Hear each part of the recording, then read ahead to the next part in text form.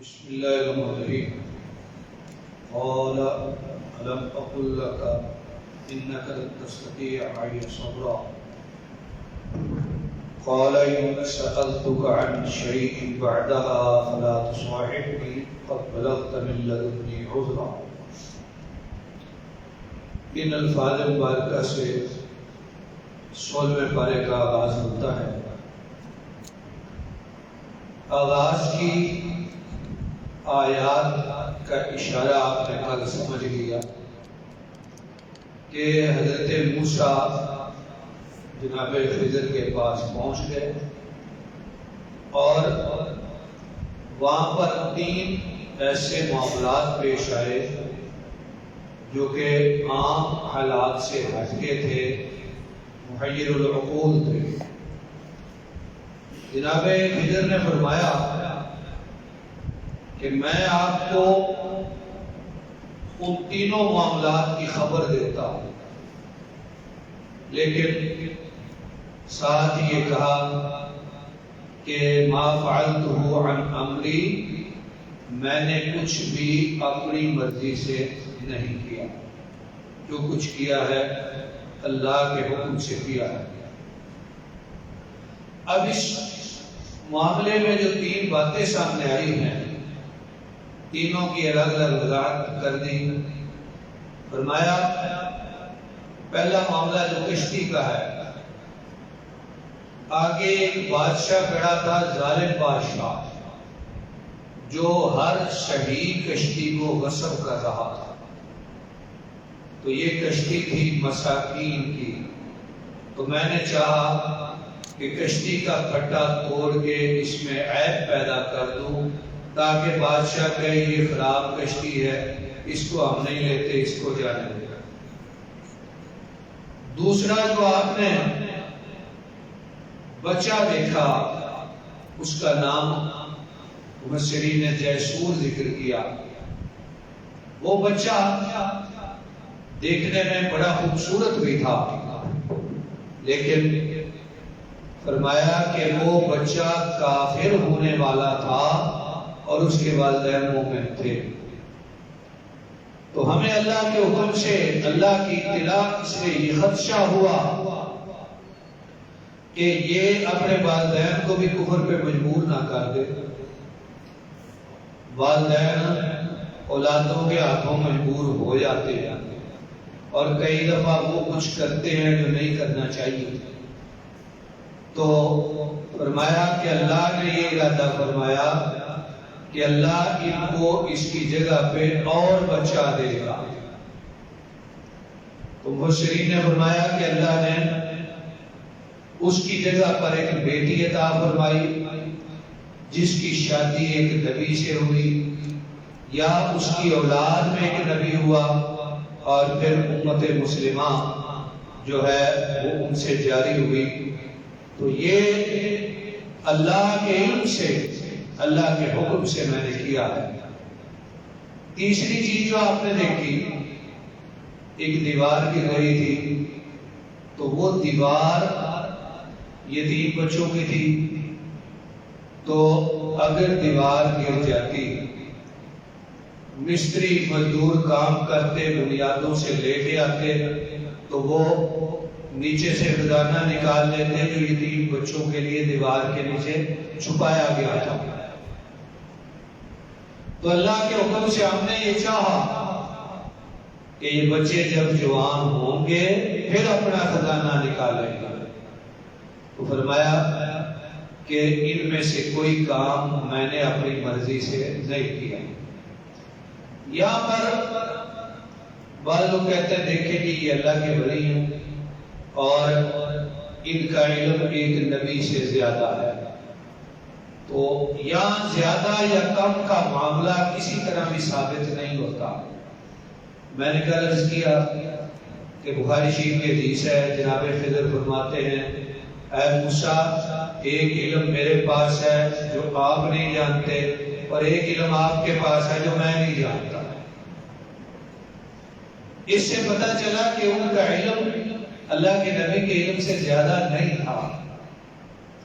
ایک اور بات ان کے تعلق سے یہ ہے بعض لوگ کہتے ہیں جی حضرت خضر ہمیشہ ہی زندہ ہے، اور لوگ ایک دوسرے کو دعا دیتے ہیں اللہ آپ کو عمر خضر دے دے، تو یہ بات بھی درست نہیں ہے۔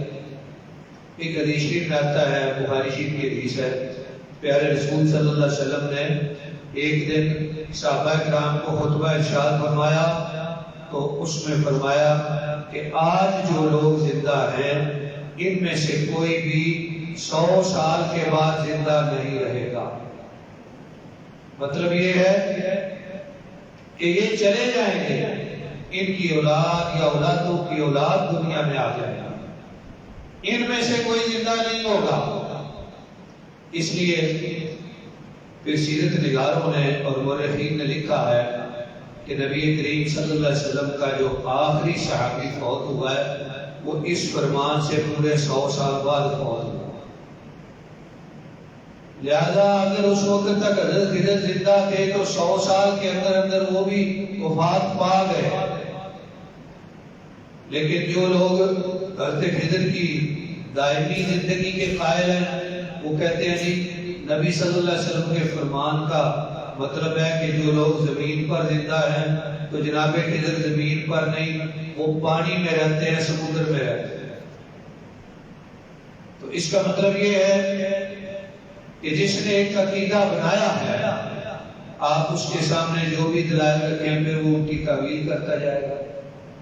تو اس میں ایک واقعہ جناب ذوالقرنین کا آیا، بہت بڑے بادشاہ گزرے ہیں، انہیں سکندر بھی کہا جاتا ہے، اور ایک سکندر دنیا میں اور بھی گزرا ہے جو نیک یا مسلمان نہیں تھا، یہ سکندر مسلمان تھا۔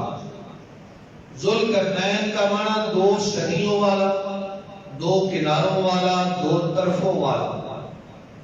زمانہ قدیم میں بادشاہ ہوا ہے، فرمایا اللہ نے اس کو بڑی بادشاہ عطا فرمائی اور اپنی بادشاہ کے اسباب کو اختیار کر کے زمین کے مشرق میں بھی پہنچا، زمین کے مغرب میں بھی پہنچا، لیکن اس سے آگے جہاں تک اللہ کی بنائی ہوئی زمین ہے یا آسمان ہے ان کے کناروں کو کوئی نہیں پہنچ سکتا، کیونکہ دونوں طرف سامنے اس کو ایسی جگہوں سے واسطہ پڑا کہ جہاں کوئی سواری جا ہی نہیں سکتی تھی، دلدل تھی۔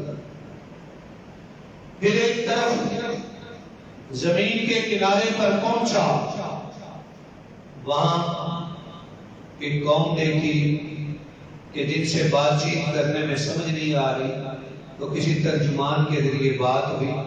اس قوم نے کہا اے بادشاہ یہاں ایک پہاڑ ہے، اس پہاڑ کے پیچھے ایک قوم رہتی ہے، ان کا نام ہے یاجوج و ماجوج، وہ ہم پر ظلم کرتے ہیں۔ تو بادشاہ پہاڑوں کے درمیان ایک درہ ہے، وہاں سے وہ نکل کے آتے ہیں، اگر آپ اس درے کو بند کر دیں تو آپ کی مہربانی ہے، ہم آپ کو پیسے دیں گے۔ بادشاہ نے کہا کہ اللہ نے مجھے مال بہت دیا ہے، پیسوں کی ضرورت نہیں، صرف میرے ساتھ بندے لگائیں جو مزدوری کریں۔ لہذا اس در میں لوہے کے ٹکڑے اور لوہے کی چادریں رکھی گئیں، جب پورا برابر ہو گیا پھر آگ لگا کے لوہے کو گرم کیا گیا اور پھر اس کے اوپر تانبا ڈالا گیا، تو وہ ملائم دیوار ہو گئی جس پر چڑھا نہیں جا سکتا۔ حافظ محمد لکھوی رحمہ اللہ نے اپنی تفسیر میں جگہ پہ لکھا ہے کہ وہ 7 سکندری 7 گز چوڑا تے اونچا ہے جنہیں پہاڑاں او دے پیچھے بند ہے کیتا رب انہاں بگیاڑاں، انہیں تخبیش لوہے نو چٹن تے بنن اس بند تائیں، او دے پیچھے وہ قیدی رہ سن روز قیامت تائیں۔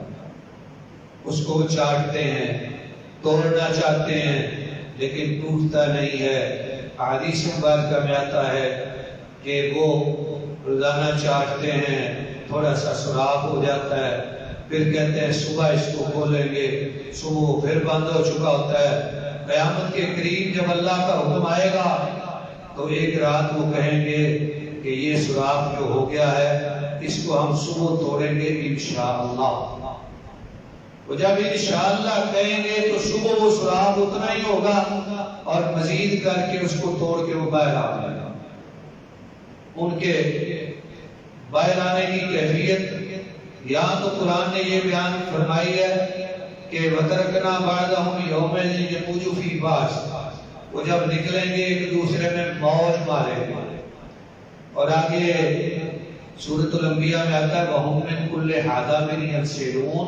وہ ہر گھاٹی سے اور اونچی جگہ سے اس طرح بہہ پڑیں گے جس طرح سمندروں اور دریاؤں کا پانی بہتا ہے. لہذا ان کے بارے میں کچھ تفصیل میں آگے عرض کروں گا انشاءاللہ. سورہ کہف کے بعد سورہ مریم ہے جس میں اللہ تعالیٰ نے اپنی ایک نیک بندی مریم کا ذکر فرمایا ہے. مریم ہے آل عمران. مریم اور ان کا بیٹا ابن مریم یہ دونوں ہیں آل عمران اور ان کا تذکرہ سورہ آل عمران میں گزر گیا. یہاں یہ بات بھی یاد رہے کہ قرآن کریم میں کئی عورتوں کا تذکرہ آیا ہے. اچھی عورتوں کا بھی مشرکہ عورتوں کا بھی اشارات آیا لیکن کسی عورت کا نام نہیں آیا پورے قرآن میں سوائے حضرت مریم. ایک ہی نام کسی خاتون کا قرآن میں آیا اور وہ نام ہے مریم. حضرت عائشہ صدیقہ رضی اللہ تعالی عنہا کے بارے میں 18 آیتیں نازل ہوئی ہیں لیکن نام نہیں آیا. یا اللہ تعالیٰ نے حضرت مریم کے ہاں ابن مریم کی پیدائش کا تذکرہ فرمایا اور جناب زکریا کے ہاں حضرت یحییٰ کی پیدائش کا تذکرہ فرمایا. حضرت ابراہیم علیہ السلام کے واقعات مبارکہ کا وہ حصہ آیا ہے کہ جب آپ نے اپنے والد کو وعظ کیا. پھر حضرت اسماعیل اور حضرت ادریس کا تذکرہ آیا ہے. پھر رسول اللہ صلی اللہ علیہ وسلم کا حضرت جبریل سے ایک بات کہنا اور اس کا جواب قرآن بن کے آیا. الا تزورنا اکثر مما تزورنا. فرمایا جبریل جتنا تم ہمارے پاس آتے ہو اس سے زیادہ نہیں آ سکتا. ہمیں شوق ہے آپ کی ملاقات کا. تو جناب جبریل عرض گزار ہوئے کہ یا رسول اللہ صلی اللہ علیہ وسلم شوق تو ہمیں بھی ہے کہ ہم آپ سے زیادہ ملاقات کریں لیکن وما نتنزل الا بامر ربک. ہم آپ کے رب کے حکم کے بغیر آ نہیں سکتے. جب رب کا حکم آتا ہے پھر ہم آسمانوں سے اتر کے آپ کی طرف آتے ہیں کہ کائنات کا نظام اور ہر چیز اللہ کے حکم کی تابع ہے. انسان ہے جو کبھی سرکشی میں ایسا آگے جاتا ہے کہ وہ کہتا ہے کہ میں اللہ کی بات بھی نہیں مانتا. اللہ اکبر.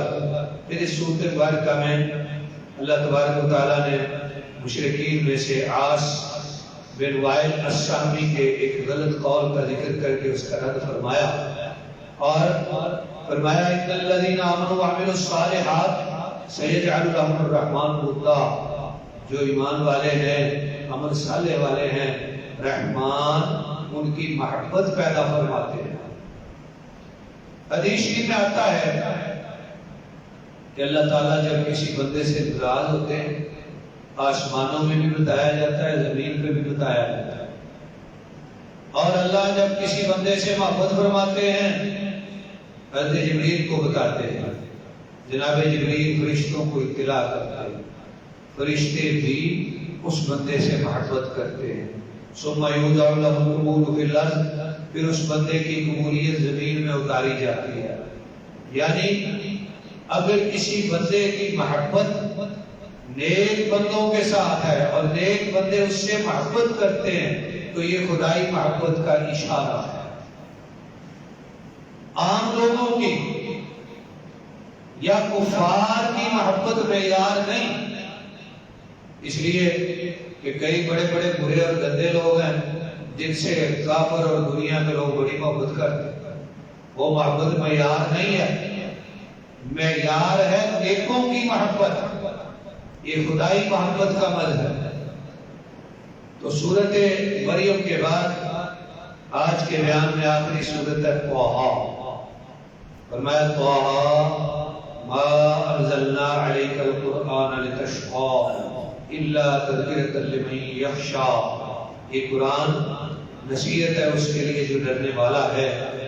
سورت مبارکہ کے زیادہ تر حصے حضرت موسیٰ علیہ السلام کے واقعات پر مشتمل ہیں۔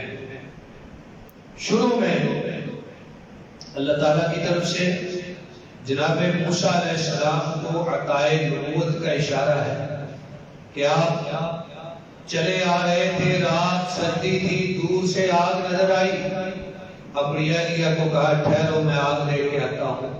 وہاں آواز آئی کہ میں تیرا رب ہوں، وادی مقدس میں آپ آئیں، جوتے اتار کے آگے آ جائیں۔ عطائے نبوت کے بعد حضرت موسیٰ کی دعا کہ اللہ میرے بھائی ہارون کو میرا ساتھی بنا دے اور تبلیغ رسالت کے معاملے میں اسے میرا شریک بنا دے، ہم دونوں مل کر تیرے دین کی تبلیغ کریں۔ اللہ نے فرمایا موسیٰ تیری یہ درخواست بھی پوری ہوئی۔ عرض کی یا اللہ بچپن میں وہ منہ میں جو کوئلہ ڈالا تھا لکنت زبان پہ آ گئی، میری لکنت دور کر دے۔ اللہ نے فرمایا یہ بھی سوال پورا۔ فرعون کی طرف جاؤ، دونوں جا کے اسے بات و نصیحت کرو اور نرم بات کرنا، نرم بات۔ میں پہلے ایک دن اشارہ کر آیا کہ جب فرعون کو تبلیغ کرتے ہوئے نرم بات کا حکم ہے تو عام لوگوں کے لیے بلاولا ہے۔ اگلے الفاظ میں اس بات کا ذکر آیا کہ جناب موسیٰ علیہ السلام کے مقابلے میں فرعون جادوگروں کو لے آیا، جادوگر ناکام ہوئے اور انہوں نے دیکھا کہ یہ کوئی جادو نہیں ہے بلکہ موسیٰ کے پاس حقیقت ہے، لہذا حضرت موسیٰ علیہ السلام پہ ایمان لے آئے۔ اس نے کہا مجھے لگتا ہے کہ تم پہلے سے ملے ہوئے تھے، میں تو تمہیں قتل کروں گا اور تمہیں سولی پہ چڑھا۔ انہوں نے کہا پرواہ نہیں، ہم اپنے رب کے پاس جانے والے ہیں اور ہم امید رکھتے ہیں کہ ہمارا رب ہمارے گناہ معاف کر دے گا۔ اس کے بعد حضرت موسیٰ علیہ السلام کے کوہ طور پر جانے کے بعد سامری کے ایک عمل کا ذکر ہے کہ اس نے قوم کے لوگوں سے زیور اکٹھا کیا، اس کا بچڑا بنایا۔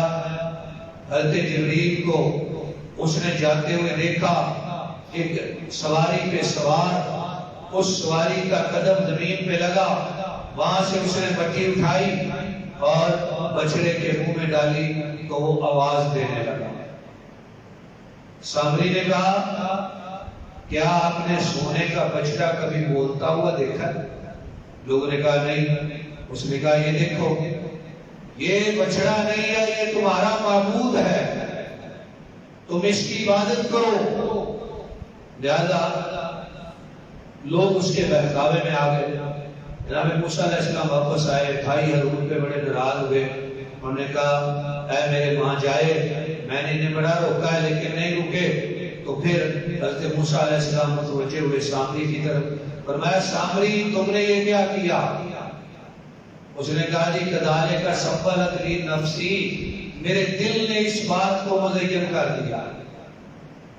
عموماً جہاں نئے نئے شعبے ظاہر ہوتے ہیں اور رسوم و رواج پھیلتے ہیں، وہاں کیا ہوتا ہے کسی کے دل میں کوئی بات مزین ہوئی، شیطان نے مزین کر دی، اس نے مشہور کر دیا جی یہاں فلانا معاملہ ہو گیا، وہاں لوگ اکٹھے ہونا شروع ہو گئے اور وہاں ایک خود بخود میلہ بن گیا، معبد بن گیا۔ حضرت موسیٰ علیہ السلام نے اس کے سونے کے بچڑے کو پکڑا، اسے آگ میں پگھلا کے ختم کیا اور اس زیور کو استعمال کرنا مناسب نہیں سمجھا بلکہ اسے سمندر میں پھینک دیا۔ پھر فرمایا اے سامری تیری سزا یہ ہے کہ تو دنیا میں کہے کہ مجھے چھونا نہیں، اس لیے کہ اگر وہ کسی کو چھوتا یا کوئی اسے چھوتا اس بندے کو بھی بخار ہو جاتا، سامری کو بھی بخار ہو جاتا۔ فرمایا یہ دنیا میں تیری سزا ہے، آخر تمہیں تیرے لیے اس سے بڑا عذاب تیار ہے۔ سورۃ بارکہ کے آخر میں اللہ تبارک و تعالیٰ نے فرمایا کہ اللہ کے ذکر سے غفلت نہ برتو، ورنہ ایسا بندہ روز قیامت نبینہ کر کے اٹھایا جائے گا۔ اور فرمایا اللہ نے جو لوگوں کو مالوں میں وسعت اور فراخی دی ہے اس پر نگاہ نہ رکھے، فلانے کو اللہ نے یہ دے دیا، فلانے کو یہ دے دیا، ہمیں نہیں دیا۔ اہل علم کہتے ہیں نیکی میں دیکھنا ہے تو اپنے سے برتر کو دیکھو، اور مال میں دیکھنا ہے تو اپنے سے کمتر کو دیکھو۔ ہمارا معاملہ الٹ ہوتا جا رہا ہے۔ اللہ فرماتے ہیں کہ جو لوگوں کو اپنے مال اور جوڑے دیے ہیں دولتوں کے، ان پر آپ کبھی بھی نگاہ نہ رکھیں۔ یہ دنیا کی زندگی کی زینت ہے اور یہ آزمائش ہے۔ رب کے پاس جو رزق ہے اس کے لیے تیاری کریں، وہ اس سے بہتر بھی ہے اور ہمیشہ باقی رہنے والا بھی ہے۔ دنیا کا مال نہ بہتر ہے نہ اس میں باقی رہنا ہے۔ دنیا بھی فانی، دنیا کی دولتیں بھی فانی۔ اللہ کے لیے جو کچھ کیا جائے گا وہ باقی رہے گا، اور اس کے بدلے میں جو جنت ملے گی وہ باقی رہے گی۔ تو ان الفاظ مبارکہ کے ساتھ سورۃ طٰہٰ کا اختتام ہوا۔ آئندہ گفتگو انشاءاللہ سورۃ الانبیاء سے آئے گی۔ اللہ تعالیٰ سے دعا ہے اللہ تعالیٰ ہمیں اپنی پاک کتاب سمجھنے اور اس پر عمل کرنے کی توفیق عطا فرمائے۔ آمین۔ وآخر دعوانا ان الحمد للہ رب العالمین۔